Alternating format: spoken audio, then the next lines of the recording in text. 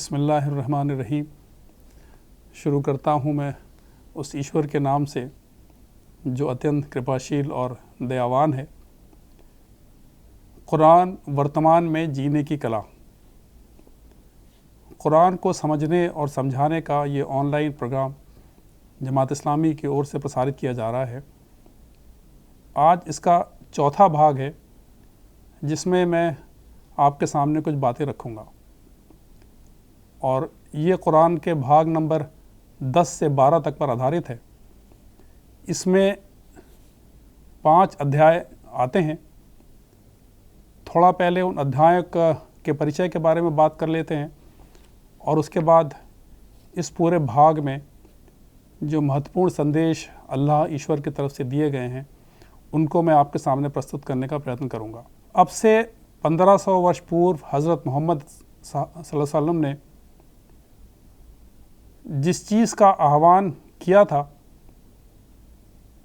वो ये था कि एक परमेश्वर के अतिरिक्त किसी अन्य की इबादत, उपासना, पूजा नहीं होनी चाहिए। ये एक अत्यंत सीधी और सादी बात थी, बिल्कुल प्राकृतिक बात थी जिसको हर इंसान का दिल कहता है कि हाँ ऐसा ही होना चाहिए। परंतु मक्का के लोगों ने और अरब के लोगों ने न सिर्फ ये कि इस बात को स्वीकार करने से इनकार कर दिया, बल्कि हज़रत मोहम्मद और उनके साथियों के पीछे पड़ गए और उनको इतना प्रताड़ित किया कि कुछ वर्षों के बाद हज़रत मोहम्मद को अपने साथियों को लेकर मक्का से मदीना हिजरत कर जानी पड़ी।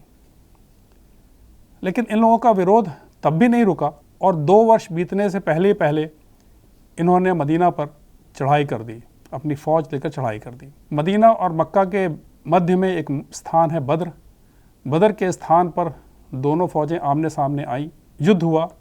इस युद्ध को बदर का युद्ध कहते हैं और इसमें मक्का के इन विरोधियों की पराजय हुई और उनको वहाँ से पलटकर भागना पड़ा। इस कुरान के इस भाग में जो पहला अध्याय है जिसको अल अनफाल के नाम से जानते हैं, इसमें अल्लाह ने इसी बद्र के युद्ध पर अपनी ओर से कुछ टिप्पणी की है और उसमें आने वाले समय में, बल्कि यूँ कहिए कि रहती दुनिया तक, युद्ध के इस्लामी सिद्धांत को परिचित कराया है और युद्ध में नैतिकता के दायरे के अंदर रहते हुए कैसे युद्ध किया जाता है ये बताया है। बदर के युद्ध में परास्त होने के उपरांत भी अरब के लोगों का विरोध समाप्त नहीं हुआ, बल्कि वो और बढ़ता गया और वो दूसरों को भड़काने में भी लग गए। दूसरों को भी हज़रत मोहम्मद और उनके साथियों के विरोध में खड़ा करने का प्रयत्न करने लगे। परिणाम स्वरूप हिजरत के 9वें वर्ष में रोमन साम्राज्य के बादशाह ने मदीना पर आक्रमण करने के लिए अपनी फ़ौजें जमा करनी शुरू कर दी। हज़रत मोहम्मद को जब इसका ज्ञान मिला, इसकी सूचना पहुंची, तो उन्होंने भी अपने साथियों को लेकर उनका मुकाबला करने का निर्णय लिया और इससे पहले कि रोमन साम्राज्य की फ़ौजें हमला करती, हज़रत मोहम्मद अपने साथियों को लेकर उनके मुकाबले पर वही सीमा पर पहुंच गए। हज़रत मोहम्मद को चौकन्ना और मुकाबला करने के लिए आता देख रोमन साम्राज्य की फ़ौजें पीछे हट गई और एक तरह से उनकी पराजय हो गई। कुरान के इस भाग का जो दूसरा अध्याय है जिसको अत-तौबा के नाम से जानते हैं, अल्लाह ने इसमें इसी मुकाबले पर टिप्पणी की है और ये बताया है कि आने वाले दिनों में तुम्हारा दूसरे कबीलों और दूसरी कौमों के साथ किस तरह का व्यवहार होना चाहिए, तुम्हारा बर्ताव कैसा होना चाहिए, तुम्हारा संबंध कैसे रहेगा। 3 और अध्याय जिनको यूनुस, हूद और यूसुफ के नाम से जानते हैं, ये हिजरत से पहले मक्का में अवतरित हुए थे और इनमें अल्लाह ने पिछली कौमों का, गुजरी हुई कौमों का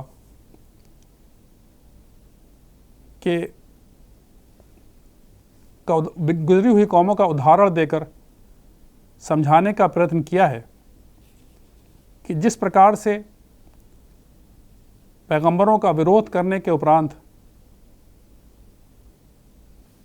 अल्लाह का प्रकोप कौमों पर आता है और आया है, तुम भी अगर विरोध करते रहोगे तो तुम्हारा परिणाम भी वैसे ही होगा। इस कुरान के इस भाग में जो महत्वपूर्ण बातें बताई गई हैं, अब थोड़ा उनको देखते हैं। इस्लाम जहाँ एक और ये मानता है कि ईश्वर का अस्तित्व है, वहीं दूसरी ओर ये भी मानता है कि इंसानों को ईश्वर के सीधे मार्ग से भटकाने वाली शक्तियाँ भी इस संसार में हैं, उनको पथभ्रष्ट करने वाली शक्तियाँ भी कार्य कर रही हैं, उनका अस्तित्व भी है। और कुरान में इसको शैतान के नाम से संबोधित किया गया है। अल्लाह इंसानों को सच्चाई और भलाई और सीधे मार्ग की ओर बुलाता है, जबकि शैतान और उसके साथी इंसानों के जीवन को असफल करने के लिए उन्हें सत्य मार्ग से हटाने का प्रयत्न करते हैं। शैतान इंसानों को सांसारिक चमक दमक में उलझाने का प्रयत्न करता है और लोगों के दिलों में एक दूसरे के प्रति घृणा, द्वेष की भावना उत्पन्न कर उन्हें आपस में लड़ाता है और हर प्रकार का प्रयत्न करता है कि उन्हें अल्लाह से दूर कर दे, अल्लाह के मार्ग से दूर कर दे।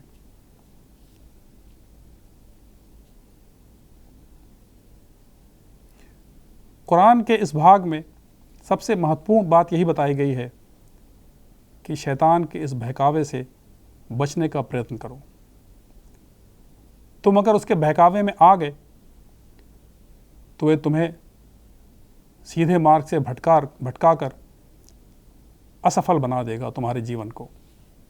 दूसरी बात जो यहाँ बताई गई है वो ये कि दुनिया के लोगों के साथ अल्लाह का एक नियम रहा है जो सदा से चला आ रहा है, और वह यह कि यदि कोई कौम, कोई राष्ट्र, कोई ग्रोह सत्य के मार्ग पर स्थापित रहता है और उसी पर आगे बढ़ने का प्रयत्न कर रहा होता है, तो अल्लाह उसे उसी पर स्थापित रखता है। परंतु यदि वह अपने अंदर परिवर्तन कर लेता है और इस मार्ग से भ्रष्ट हो जाता है, तो अल्लाह उसे समझने का, संभलने का कुछ अवसर देता है। परंतु यदि वह नहीं संभलता तो फिर अल्लाह ऐसे लोगों को, ऐसे कौमों को, ऐसे राष्ट्रों को समाप्त कर देता है, मिटा देता है, उनसे छीन लेता है, उनसे राष्ट्र छीन लेता है, उनका स्थान छीन लेता है। अल्लाह बुराई फैलाने वालों को पसंद नहीं करता और उनको सदा परिचय का मुंह देखना पड़ता है। कुरान में इसी संबंध में फ़िरौन का वर्णन बार बार आया है।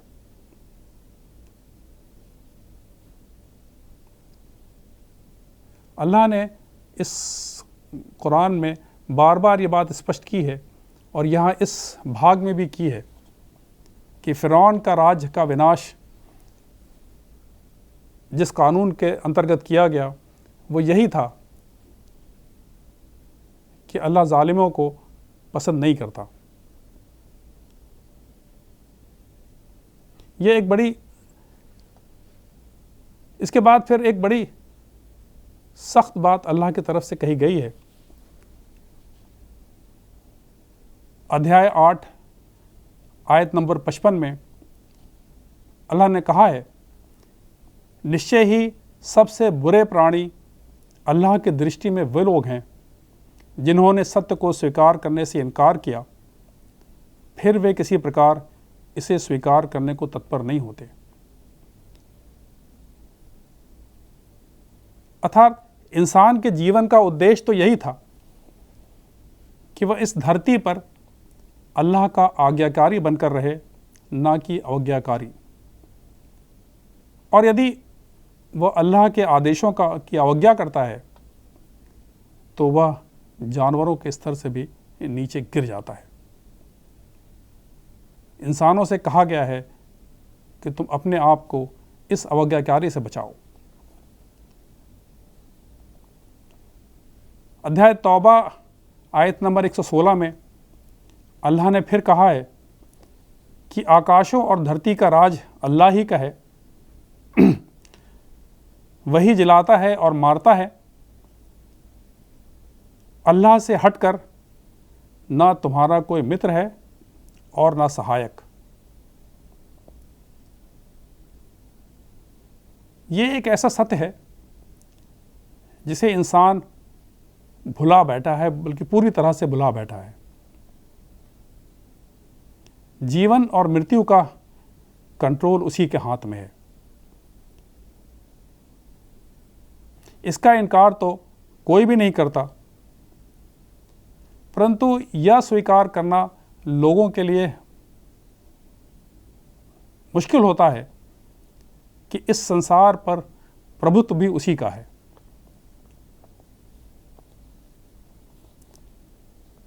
कुरान ने बार बार हमारे सामने इस सत्य को रखने का प्रयत्न किया है। कुरान ने बार बार हमारे सामने इस सत्य को रखने का प्रयत्न किया है। कुरान ने बार बार हमारे सामने इस सत्य को रखने का प्रयत्न किया है कि इस संसार पर प्रभुत्व भी उसी अल्लाह ईश्वर का है। और वो बताता है कि इस सत्य को माने बिना दुनिया अपने असल पर कभी वापस नहीं आ सकती। इंसानों की सफलता इसी में है कि वह उसे अपना प्रभु मानकर उसके आदेशों के अंतर्गत जीवन व्यतीत करे।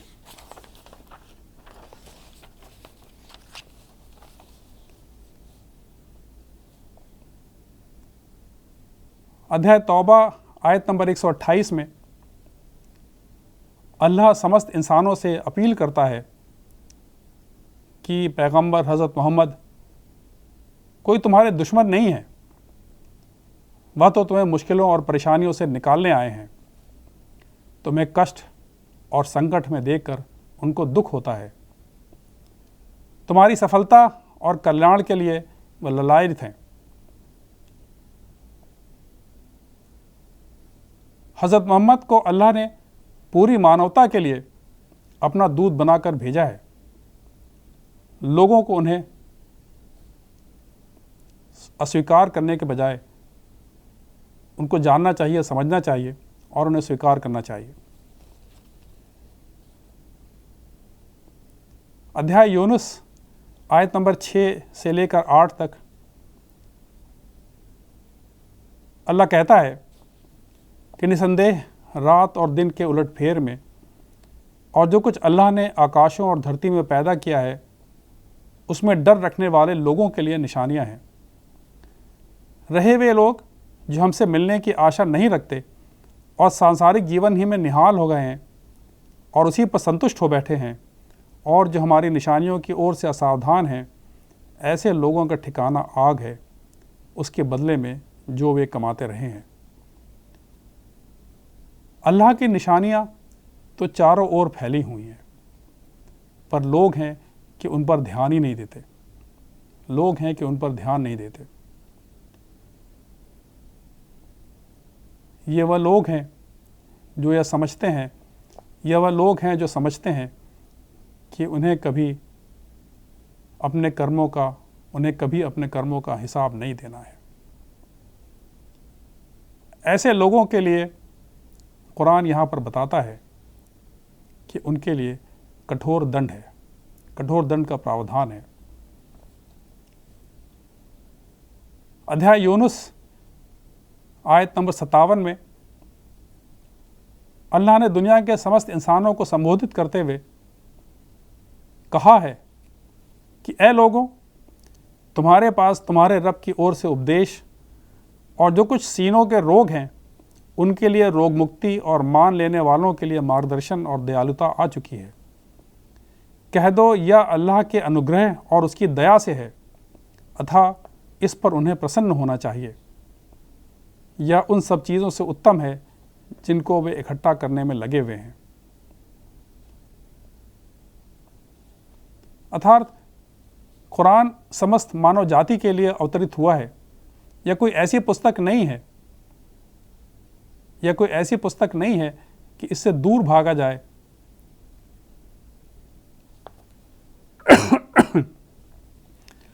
यह तो समस्त इंसानों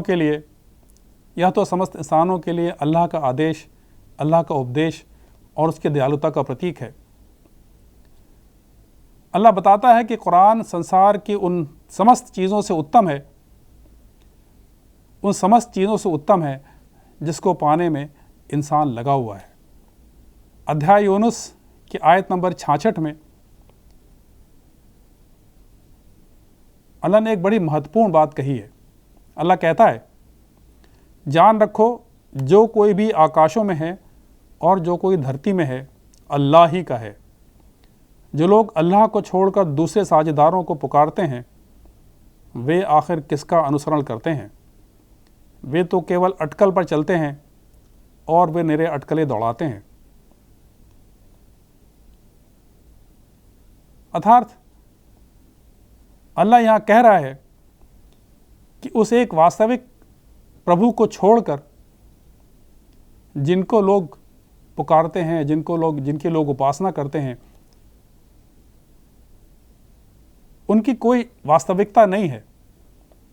ये तो कुछ नाम है जो बस लोगों ने रख लिए हैं। अल्लाह ने इनको अल्लाह की ओर से स्वीकृति प्राप्त नहीं है। इसी अध्याय यूनुस की आयत नंबर 108 में अल्लाह कहता है, ए लोगो, तुम्हारे पास तुम्हारे रब की ओर से सत्य आ चुका है। अब जो कोई मार्ग पर आएगा तो वह अपने ही लिए मार्ग पर आएगा, और जो कोई पथभ्रष्ट होगा तो वह अपने ही बुरे के लिए पथभ्रष्ट होगा। मैं तुम्हारे ऊपर कोई हवालेदार तो नहीं हूँ। सूरे अध्याय यूनुस की समाप्ति पर अल्लाह ने समस्त इंसानों को संबोधित करते हुए यह घोषणा की है कि सत्य, उसकी ओर से सत्य तुम्हारे पास आ चुका है। अब इसे स्वीकार करना या अस्वीकार करना ये तुम पर निर्भर करता है, ये तुम्हारा निर्णय है। अंतिम फैसला बहरहाल अल्लाह के हाथ में है।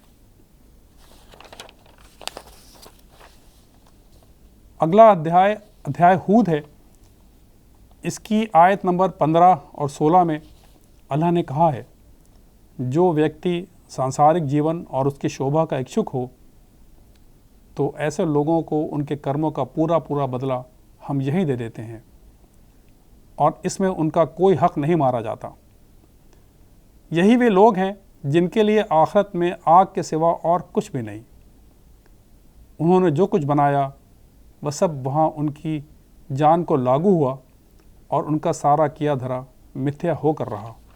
अर्थात अल्लाह इंसानों को यहाँ बता रहा है कि जो लोग सांसारिक जीवन के सुखों के पीछे ही भागते हैं और आखिरत का इनकार करते हैं, आखिरत को नहीं मानते, अल्लाह उनके कर्मों का फल उन्हें इसी जीवन में दे देता है। लेकिन फिर ऐसे लोगों के लिए उस दिन जब अल्लाह की अदालत लगेगी और हर किसी के लिए स्वर्ग या नरक का फैसला होगा, उस समय ऐसे लोगों के लिए वहाँ कुछ भी नहीं होगा। अध्याय हूद की आयत नंबर 118 में अल्लाह लोगों के एक प्रश्न का उत्तर देता है। लोग कहते थे और अब भी कहते हैं कि यदि अल्लाह चाहता है कि उसी की उपासना हो, उसी की पूजा हो, उसी की इबादत हो, तो उसने सबको सीधे रास्ते पर ही क्यों नहीं पैदा कर दिया। अल्लाह यहाँ पर उसका उत्तर देते हुए कहता है,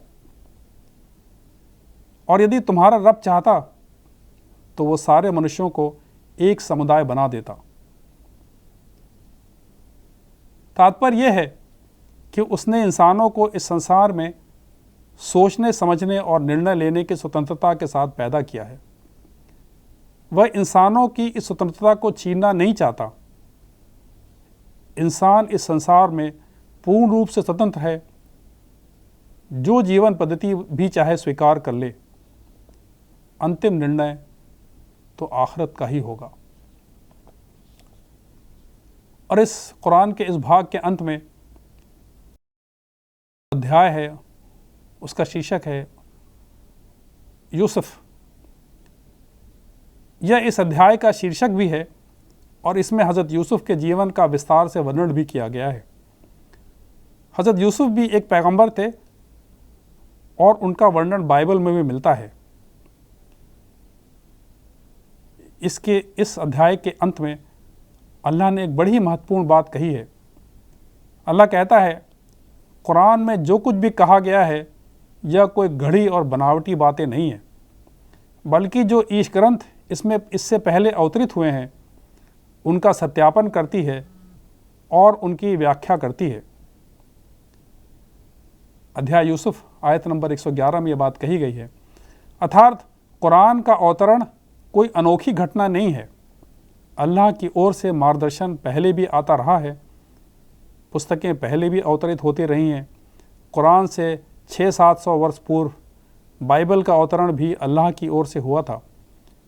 कुरान अपने से पूर्व की पुस्तकों का इनकार नहीं करता, बल्कि उन पुस्तकों और उनमें कही गई बातों को सत्यापित करता है और जो कुछ इंसानों की ओर से उनमें मिला दिया गया था उनको फ़िल्टर करके अलग कर देता है। कुरान के भाग 10 से 12 में यह कुछ महत्वपूर्ण बातें थीं जिनको आपके समक्ष मैंने प्रस्तुत किया। विस्तार पूर्वक इनको जानने के लिए आप सभी से अनुरोध है कि कुरान का अध्ययन करें, उसे अपनी ओर से ईश्वर का संदेश मानते हुए उसका अध्ययन करें। धन्यवाद।